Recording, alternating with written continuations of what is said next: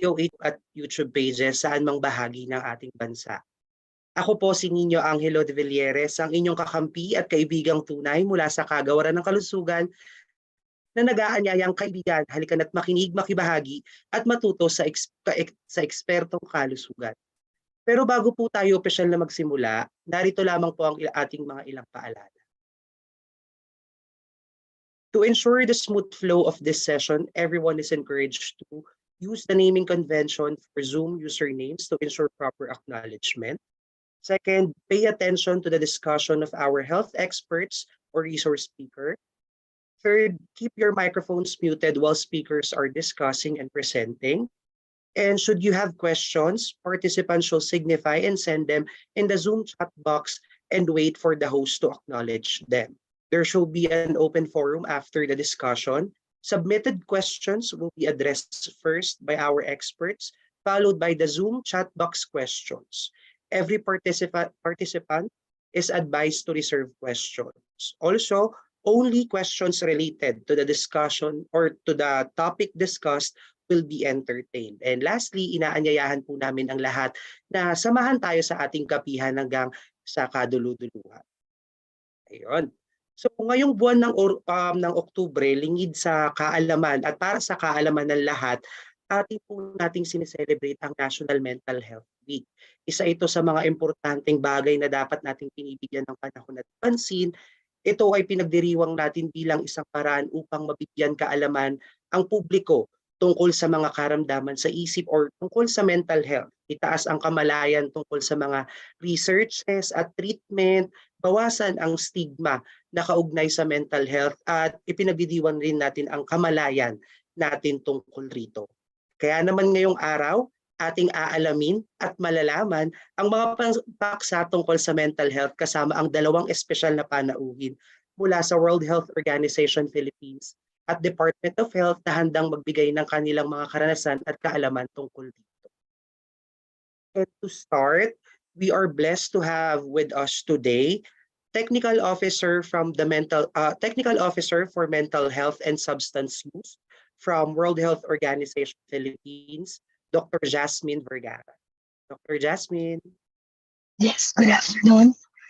Good afternoon, Dr. Jasmine. Sorry for my voice, but you can hear me. Yes po, we can hear you naman po. Good afternoon, Dr. Ruby, this is Sus, DOH representative in the Philippines.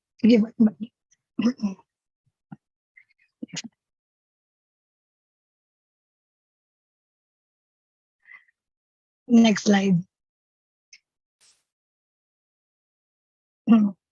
So good mental health, vital to our overall health and well-being. And October 10 is World Mental Health Day. It is critically important for everyone, everywhere, and goes beyond the mere absence of mental disorders. Next slide. 1 in 8 day mental health condition worldwide, and 215 million people living with mental health condition in the Western Pacific. In the Philippines, over 1 million has major depressive disorders, and about 200,000 schizophrenia in 2020. 60% of primary care clinic patients have at least one mental, neurological, and substance use condition. Next slide. Everyone, whoever and wherever they are, has the right to the highest attainable standard of mental health. It means that you have the right for good quality mental health care and support, to be included in the community, and to have a voice. Sorry, I don't have a voice today. But yes, this is everyone's right. Next slide. Would like to emphasize mental health is a universal human rights are universal and serve to promote, to protect people's rights to dignity, autonomy, and community inclusion. Yet, all over the world, people with conditions continue to experience wide range human rights violations. There many are still excluded from the community and they are discriminated against. Next slide.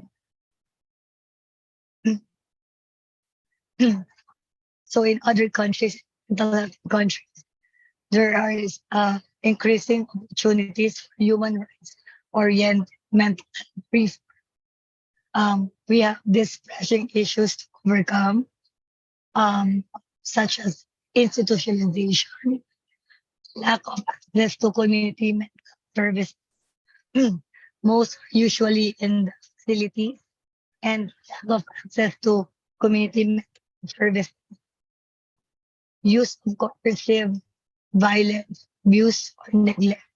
Ito yung mga tipong physical restraints, chemical restraints, or any form of coercion.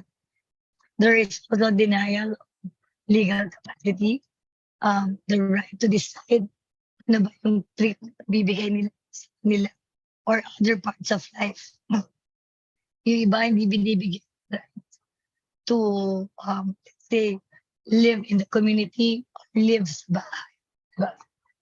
Stigma, discrimination, disempowerment, the mental system, and kalimitan, yung overemphasis ng diagnosis and medication instead of the person-centered based approach. Importante kasi na yung tao may kakakayanan mag-decide. No, bibigyan ng karapatan mag-decide saan yung nakakarating sa kanya sa treatment.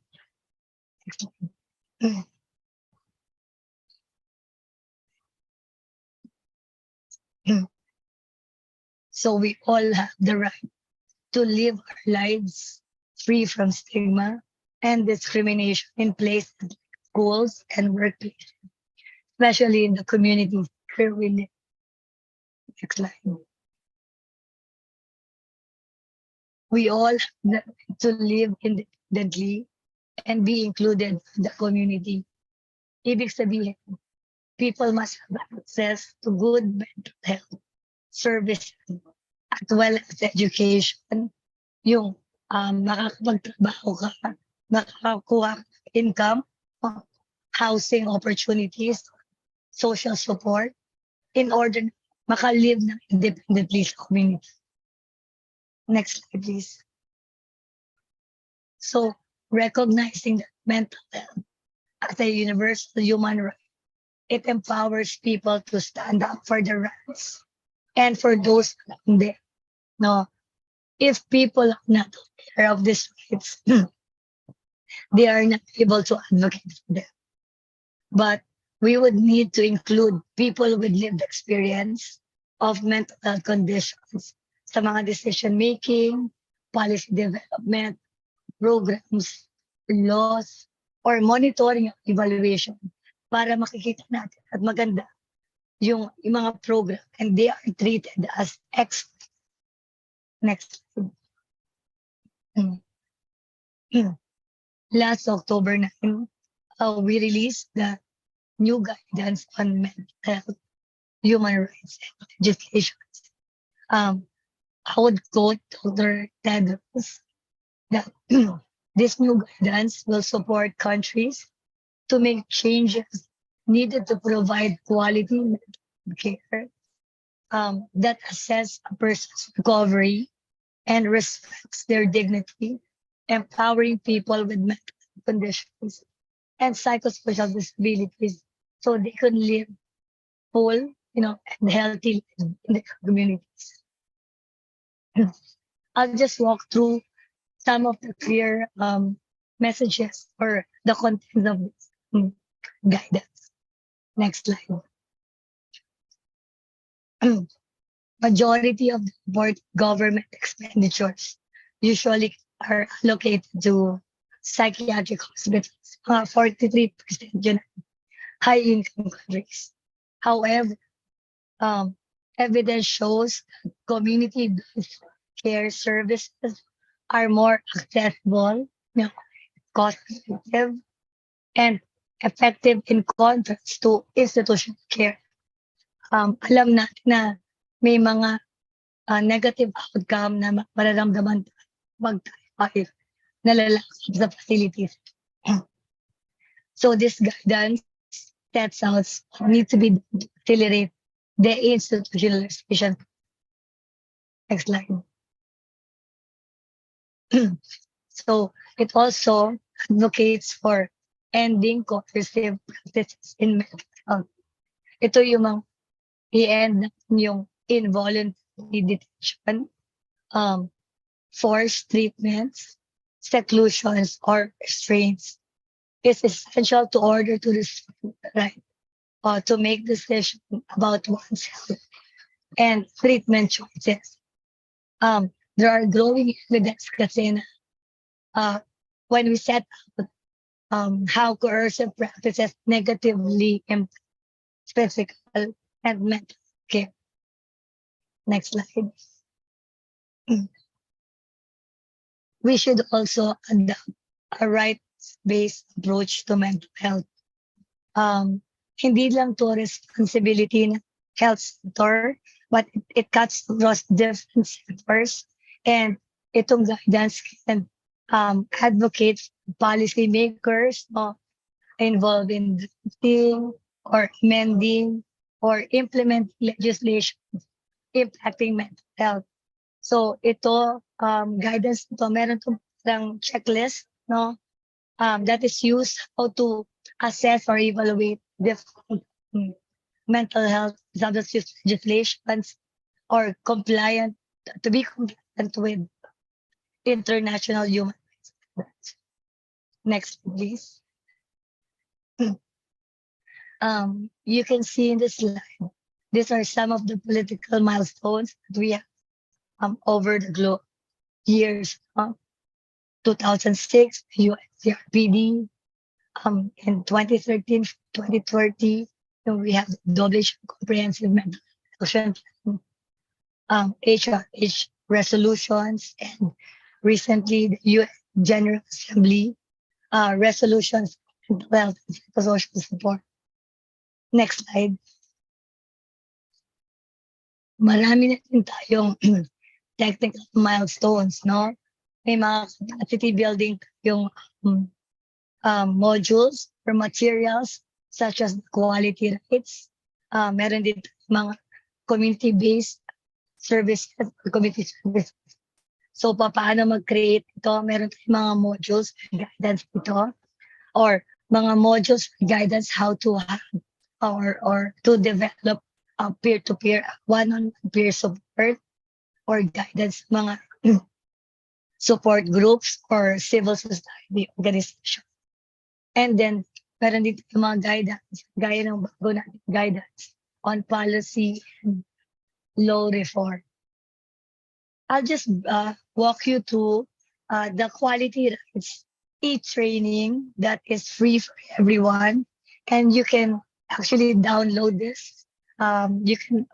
Everyone is invited to take part in this quality rights e-training. Next slide, please.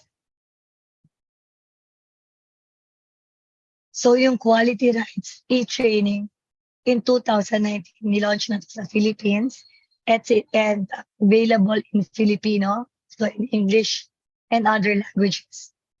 You can download, you can check on the link, bit.ly / quality rights PH. Next slide. Ito ang mga objectives ng quality training at mentioned. It offers a new approach to mental health care, which is rights-based and recovery-oriented. It also provides improved quality of human rights condition, but is inpatient and outpatient setting. Next slide. I would invite everyone to sign up. As you can see in your slide, when you sign up for free, I'll give some time. You can get a screenshot of this platform. Those are the information needed. And next slide. Once you have a confirmed account on email, you can explore the dashboard. No, you can see there no, in Filipino, translate yung mga modules. Next slide, please. Start kayo sa module 1 and then next slide. Meron din dito mga reading materials, no? Meron din mga videos you can walk through. And then after you finish one module, you can go to the next module. Next slide. And then go to the second, then go to, until you finish the next module. Next slide. So there are 6 modules in this quality writing training course. And once you have completed them, next slide, you can receive a certificate of completion. This is signed off by DOH, and you can share this online. You can tag us and complete. Yesterday, backslide. Yesterday, the Department of Health, in collaboration with DOH, launched the 2024-2020 Philippine Council for Mental Health strategic framework to guide the development and implementation of mental health policies, and programs to address significant burden of mental illness and to improve mental health and well-being in the country. It is supported through the WHO Special Initiative for Mental Health, and the PCMH promotes the basic right of Filipinos to mental health by improving, implementing policies, strengthening federal pathways, or creating mental health internal review board, or training medias or groups for responsible reporting suicide. I'd like to end my presentation that mental health is a universal human right, and WHO works with the Department of Health to implement prevention, measures, integrate mental health services to primary health care to reduce, sabi natin, out of pocket services or expenses.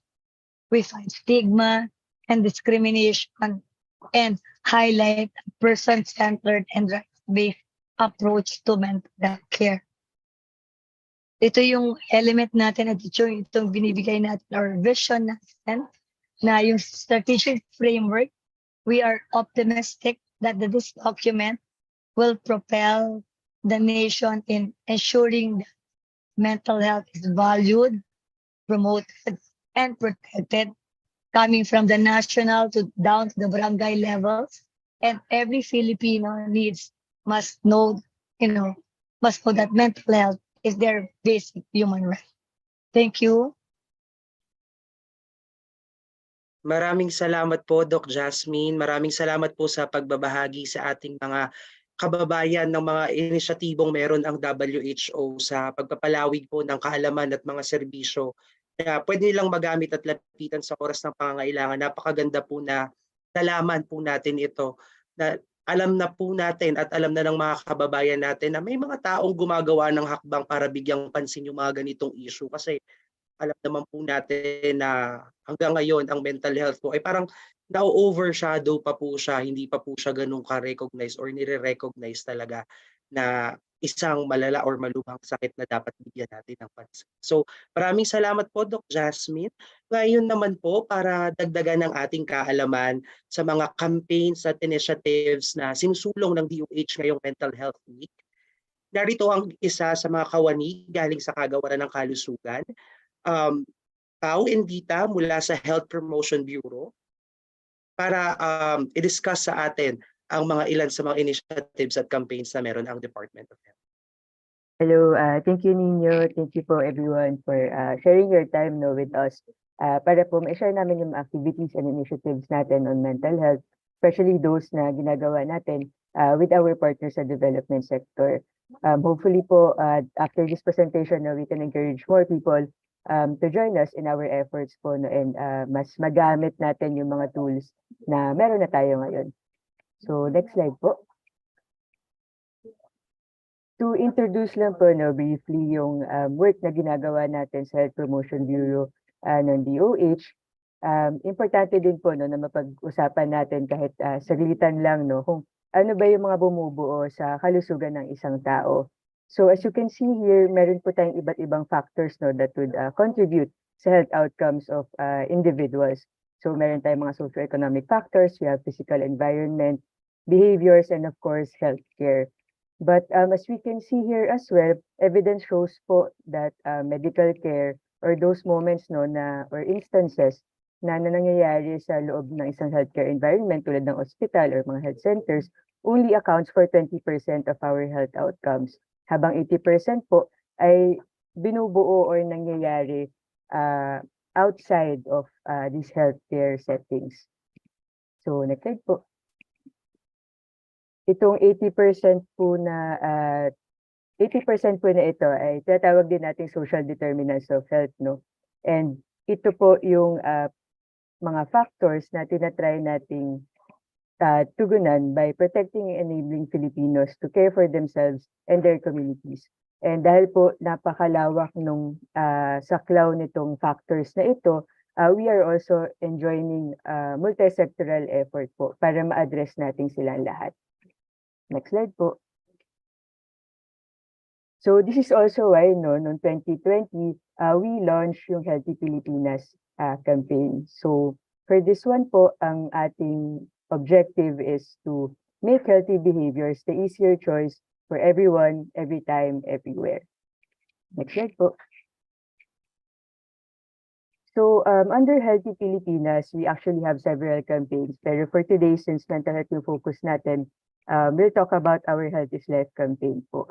Kung saan nakafocus tayo, no, sa pag-promote ng ating tinatawag na 7 healthy habits. So isa na nga po dito yung pangangalaga sa ating mental health, pati na rin, no, sa mental well-being ng ating komunidad. So dahil walang health kung walang mental health, palagi nating tatandaan to care for yourself and care for others. Next slide po. Ayan, so for October nga po, sineselebrate natin yung Mental Health Month, no, with the theme Make Mental Health and Wellbeing for All a Global Priority. So tuloy-tuloy po yung ating kampanya para sa pagpapabuti ng mental well-being ng mga Pilipino. And sa next slide po, makikita natin, no, kung ano yung pinagpo-focusan natin ng efforts based on the Health Promotion Framework Strategy. Next slide po. So for strategies, no, under the HPFS, meron po tayong tatlong main points. So una is to ensure that all Filipinos are health literate. So for this one po, health literacy yung focus natin. Second one is ensuring that settings are health enabling. And lastly, that public policies are supportive and protective of health. So unahin po natin yung all Filipinos are health literate. Next slide po.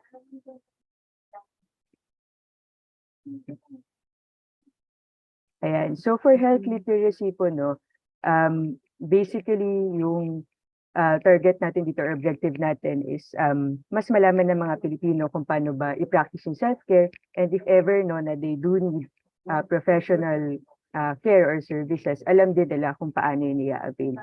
So some of the products that we have here po ay unang-una, no, on your leftmost side, we have a mental health booklet po designed by Breakthrough Action Philippines.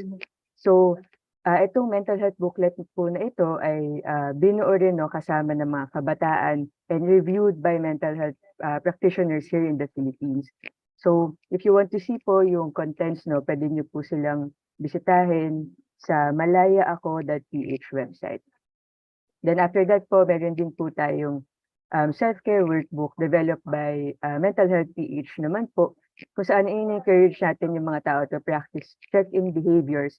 And this is also something, no, that they can do at their own pace. So ito naman po ay available din sa Mental Health PH website. Then last for this slide is yung ating Lusog Isip app na nilaunch po natin, no, noong 2021. So this project po ay co-developed with USAID and is currently being used by 12,313 users as of May 2023. And dito po meron tayong access sa iba't ibang evidence-based interventions tulad ng katatagan module for resiliency, ginhawa module for health awareness, compassion and forgiveness intervention, and spiritually informed cognitive behavioral therapy. Next slide po. In continuation po, no, nasa health literacy part pa rin po tayo. Meron din po tayong video series for adolescents and children, no, exploring the topic of mental health and substance use. And dito, tinatalakay din natin kung paano ba mag-build ng healthier coping strategies pag naka-encounter tayo ng stressful situations. So ito naman po ay produced in collaboration with USAID and Bonifacio Art Foundation Incorporated. So pwede niyo po siyang panoorin sa YouTube. As you can see, available po siya sa Mind is School PH channel. Next slide po.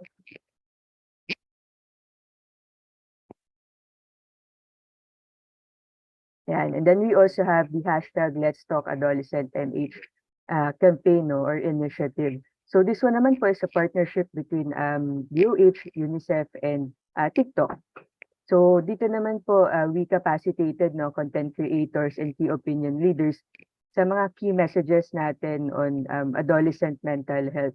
So basically what we wanted to happen with this partnership is ma-enable natin, no, yung ating mga social media influencers to talk about and matulungan nila tayo na i-spread yung ating key messages about mental health. Next slide po.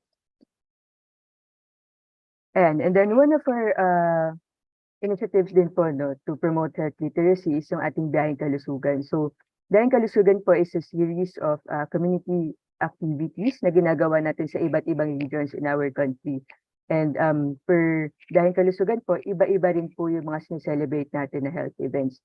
Ngayong Mental Health Month po, dinala natin sa Sorsogon City na yung Biyaheng Kalusugan sa pangunguna po ni Yusek Rosario Vergere at ng ating Regional Director sa Bicol Center for Health Development na si Regional Director Ernie Vera.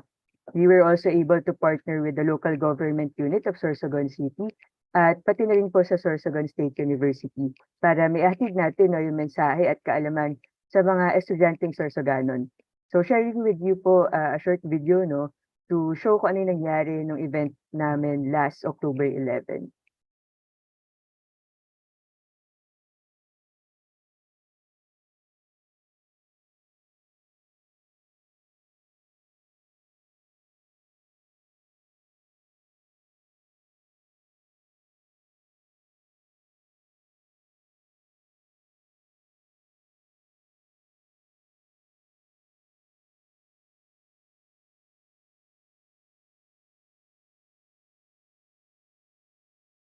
Okay, so you can view this video din po, no, sa Healthy Pilipinas Facebook page. Nakapost din po siya doon. But basically, we have a series of booths, no, to engage yung mga students ng Sorsogon State University. And also at the same time, natututo sila about different facts, no, about mental health. Meron din tayong mga na-mobilize na peer counselors to para ma-experience nila yung tinatawag nating peer support groups. Also, I would like to take this opportunity po, no, para ma-invite yung lahat, especially mga taga Mountain Province, to join us po on October 25 dahil dadali naman po natin sa Mountain Province yung Biyaheng Kalusugan. Still, no, we're celebrating Mental Health Month. Next slide po.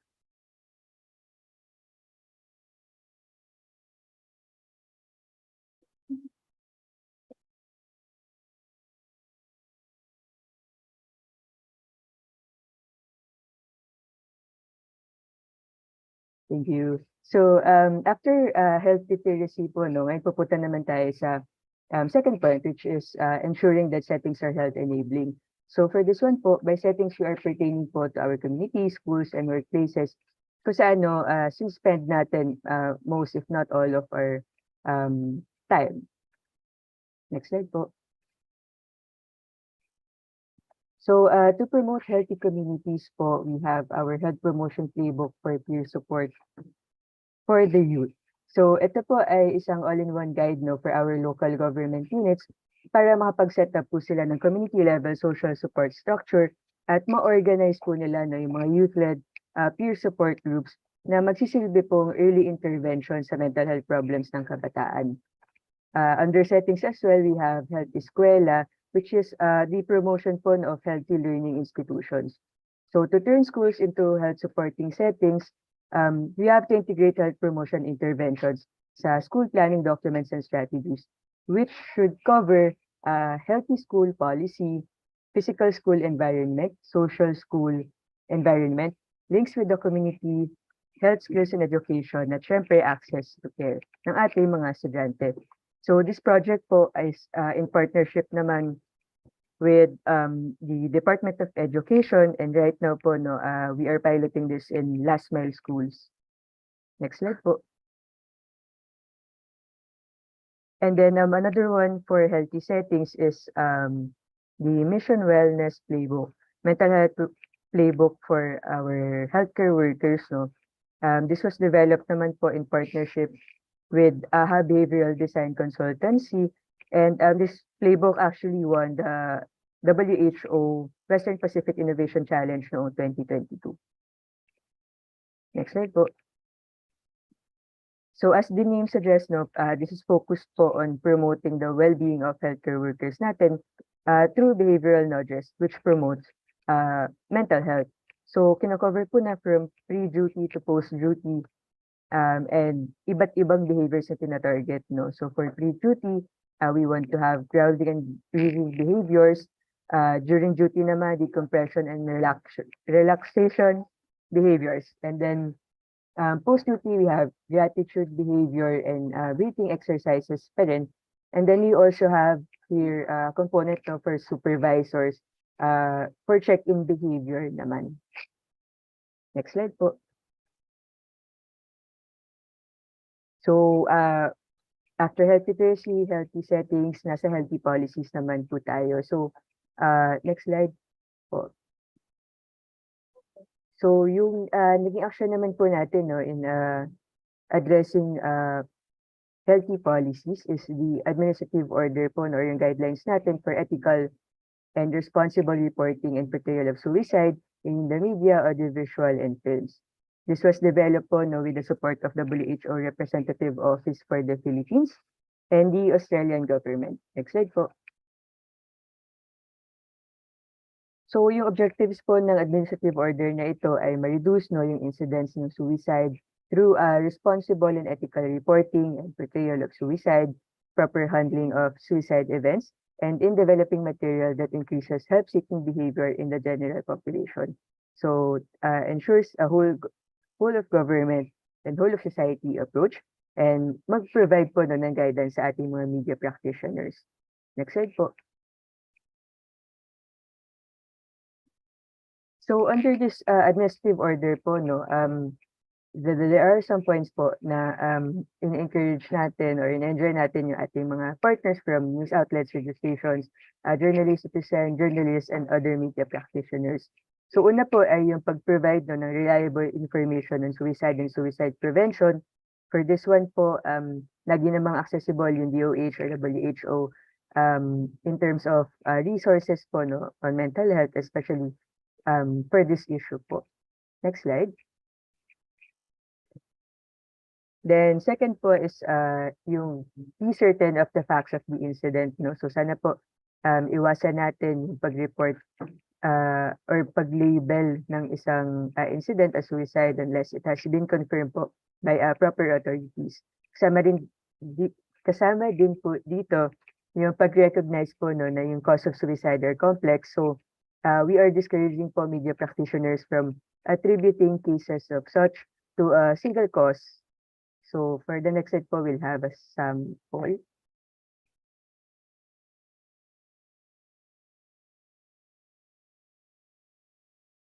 Ayan, the next slide po. Then another point po is avoiding po ng pag-describe ng details of suicide, katulad ng pag-refrain from describing yung method and location po ng incident, and pag-release ng graphic photos, videos, audio, or any materials po no, depicting the same. So for this one po, we don't want to give clues or instructions no on how on suicide attempts. Next slide po is a sample.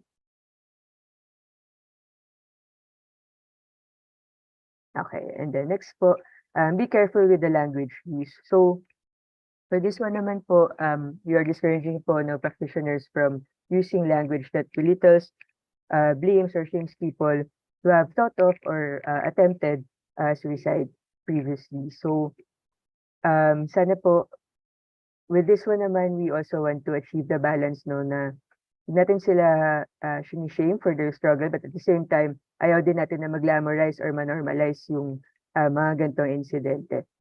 So we are encouraging po na yung reports natin would be in a factual manner and non-judgmental, non-discriminatory language. Next slide po.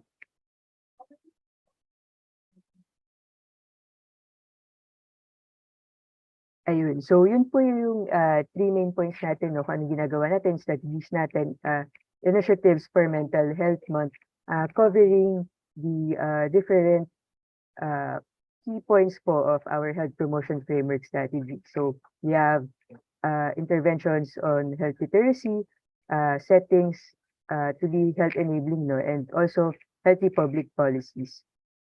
So for the last slide po, to end this short presentation lang po, maraming salamat ulit sa inyong oras, no, and hopefully masamahan nyo kaming itaguyod ang mental health and well-being ng lahat. Tandaan po natin to care for yourself and care for others para sa isang healthy Pilipinas. Maraming salamat po.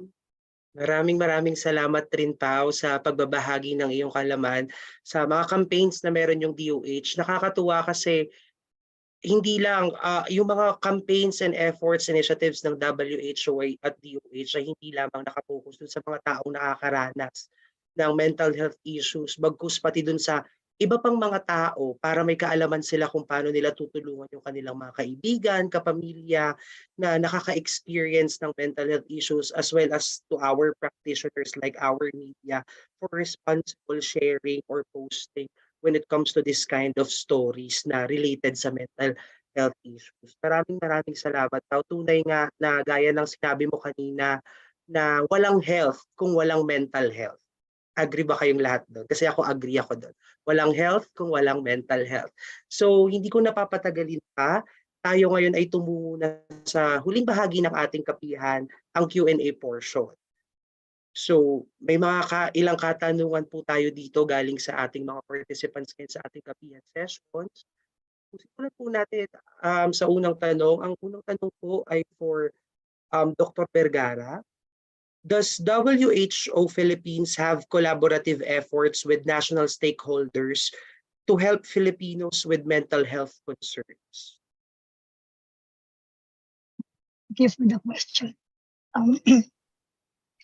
Can you hear me? Sorry po. Does WHO Philippines have collaborative efforts with national stakeholders to help Filipinos with mental health concerns? Yes, definitely. We know for a fact na hindi lang to isang sector alone makaka-address ng mental health.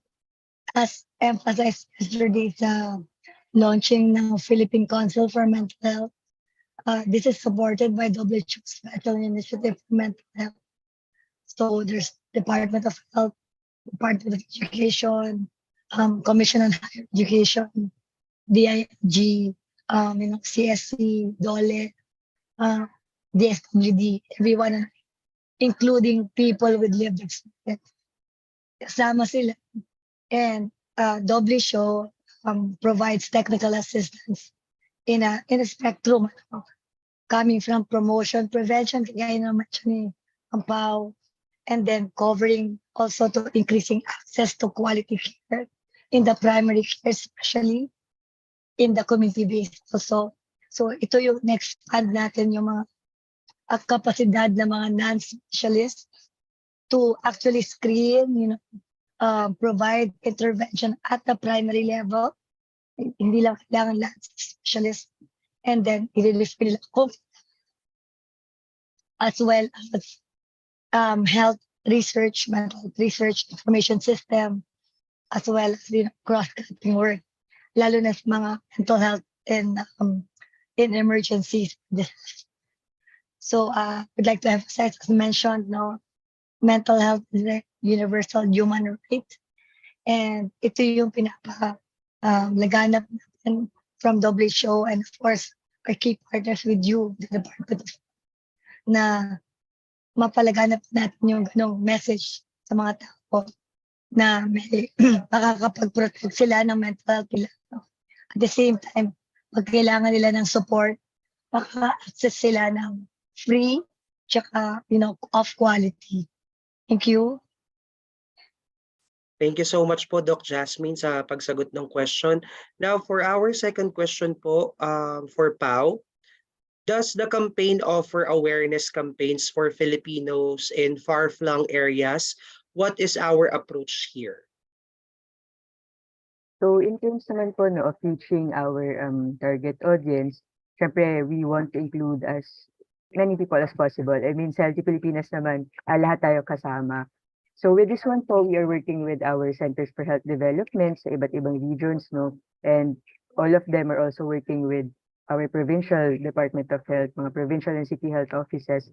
And sila talagang kasama natin to ensure na naaabot natin lahat ng Pilipino kahit na nasan pa sila, no? And then of course, also, I want to take this opportunity rin to seek the help no, and assistance of our media partners kasi malaki din po talaga yung natutulong nyo sa amin para ma-ensure no, na mas nasi-spread natin yung messages natin. And salamat Pao sa pagsagot ng question. And also parang nakita ko sa presentation mo kanina, aside from those initiative, grabe no, digital na rin. May mga YouTube series kayo, meron tayong app katulad sa WHO. Yeah. So for our next question po for Dr. Vergara, does the WHO also recommend debriefing or therapy sessions for those who handle mental health concerns of individuals like yung mga kinakapacitate po natin ng mga teachers, ganyan? Parang nawala ata si Doc Jasmine. Sige, balikan natin yung questions mamaya for Doc Jasmine. Next question muna tayo for Pau. Pau, how are stakeholders and other partners assisting in this campaign? Actually, a lot of the yung mga initiatives na pinag ko kanina are all co-developed or in partnership no, with our partners from different sectors. So we have developed tools and materials pag-implement ng strategies natin. Kanina yung booklet na shinare ko from USAID Breakthrough Action and Mental Health PH, no, as well as the app we also developed with USAID Renew Health naman, and then the digital campaigns yung na-mention mo kanina sa Let's Talk on mental health, no, that one naman in partnership with TikTok, and then also yung na-share ko kanina about healthy learning institutions, that one naman is in partnership with the Department of Education. So actually, maraming points for collaboration and we are very thankful sa ating mga partners na na-engage na natin ngayon no, for their efforts kasi invested talaga sila yung pag-develop ng mga materials na to, ng mga tools na to. Hindi naman siya simpleng desk work lang, talagang pinapilot run siya and pinupulido, improve continuously. So hopefully in the future we can have more or explore more no points for collaboration naman with other sectors. Okay, thank you so much, Pau. Andyan na po ata ulit si Dr. Jasmine. Dr. Jasmine, naririnig niyo po ako? Yes, sorry. Okay, thank you so much.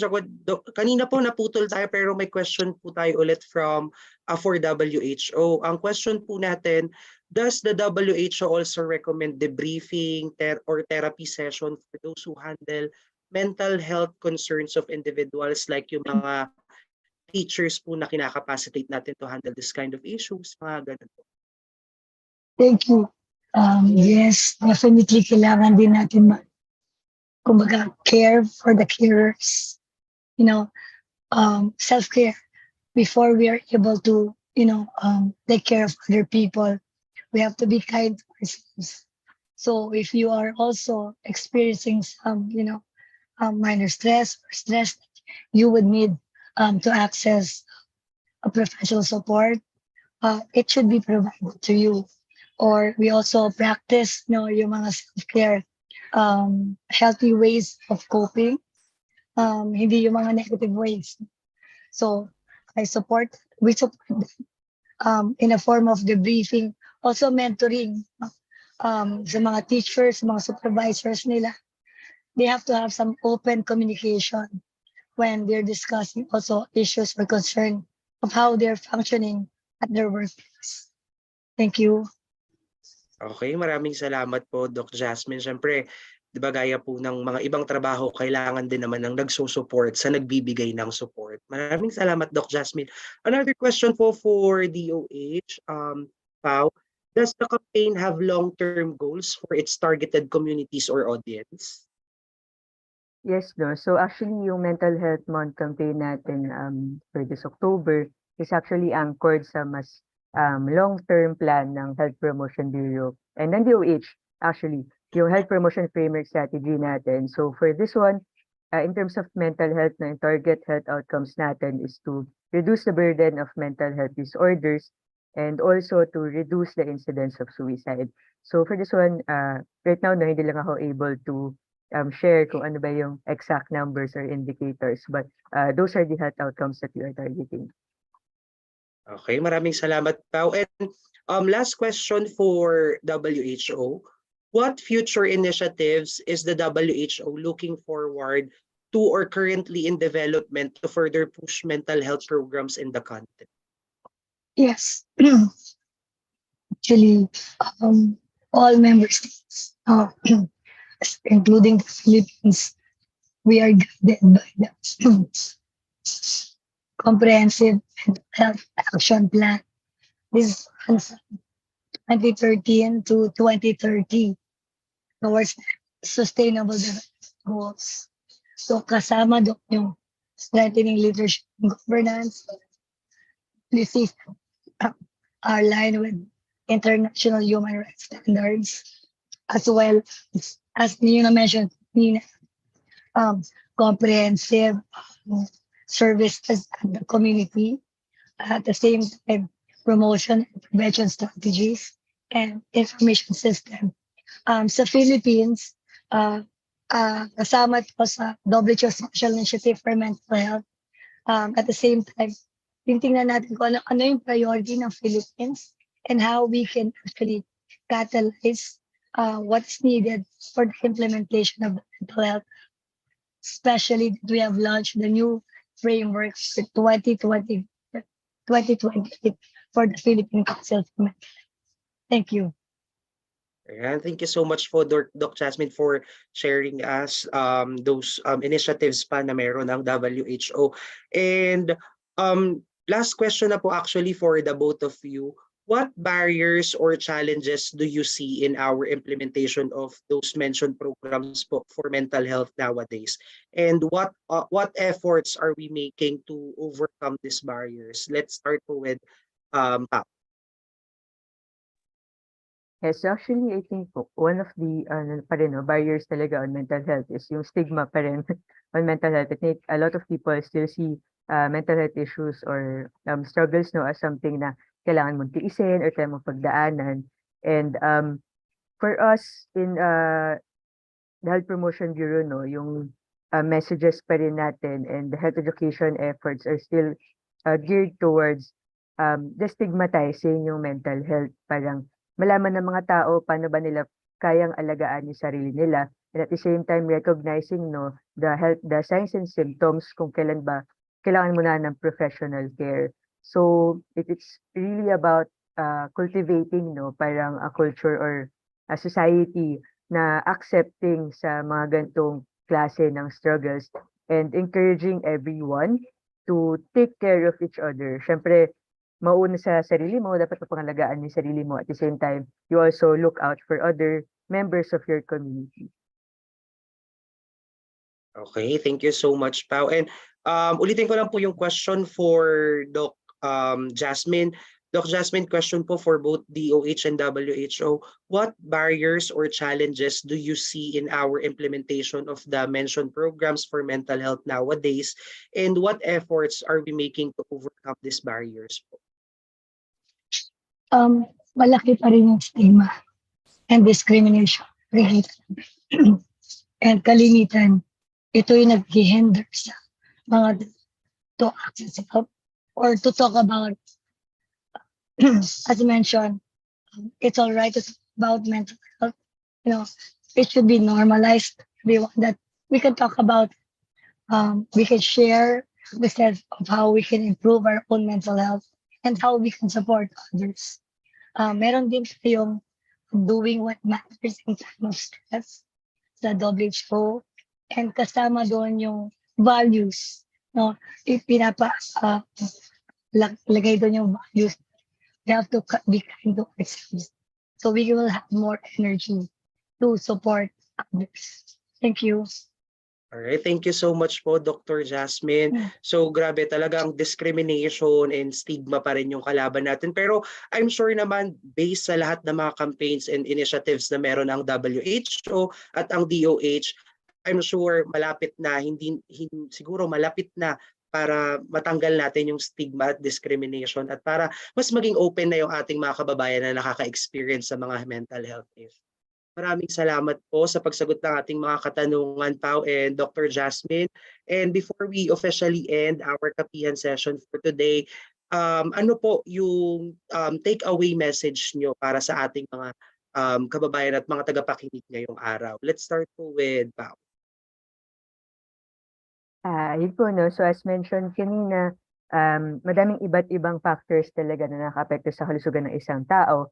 And that's why we're enjoining po for more sectors to join us in destigmatizing the mental health issues and help us encourage more Filipinos to practice self-care and avail of professional services if needed. Wala pong nakakahiya sa struggle at walang nakakahiya, no, sa paghingi ng tulong. Sama-sama po sana nating buuin yung isang Pilipinas, no, na mas accepting and mas vocal pagdating sa usapin ng mental health. And hopefully, we get to work with more partners, no, in the future. Maraming salamat po ulit. Samahan niyo po kami sa pagsulong ng isang healthy Pilipinas. Dr. Jasmine. Thank you. Emphasize ko lang, no, mental health is universal, human. We all know. And the recent launching of the framework yesterday, we are optimistic it will propel the vision to be more inclusive and mental health is valued, promoted, protected. So para lahat ng Pilipino may maganda ang kanilang isip at dagdag. Thank you. Yan, maraming salamat. Muli, Doc Jasmine and Pao, salamat. At gayon din sa bumubuo ng WHO Philippines at ng DOH Promotion Bureau. Maraming salamat sa pagbabahagi ng inyong oras at kaalaman at ng pag-share sa publiko ng mga campaigns na meron tayo para mas lumawak ang kanilang kaalaman at alam nila kung ano ang lalapitan sa panahon ng pangangailangan.